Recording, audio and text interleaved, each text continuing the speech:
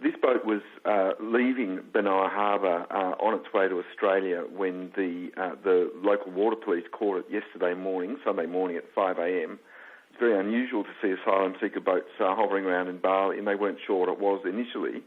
But when they went on board, they discovered all these people without documents. The boat wasn't flying any kind of markings or flags, and so they towed it back into the harbour. The people on board were dressed in, I Love Bali T-shirts and carrying batik bags and so on, suggesting that they'd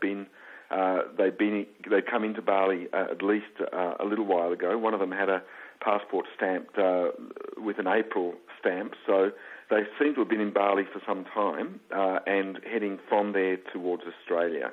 We're not sure if it's Christmas Island or trying to get to Ashmore Reef. They're about equidistant from Bali, and it's not a usual embarkation place for asylum seekers trying to get to Australia. Can you tell me a bit about the standoff? How many people remain on the boat, and how many have been taken off?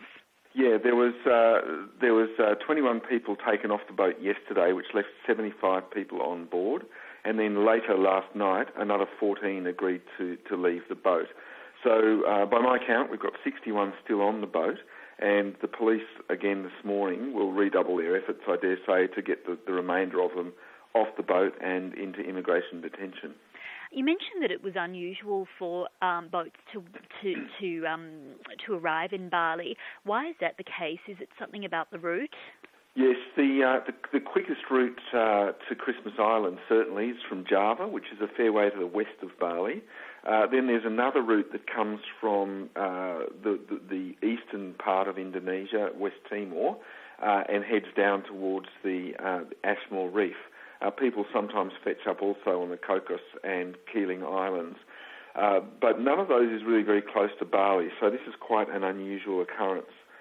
It may be that they were heading directly for the mainland, for the northern part of Western Australia.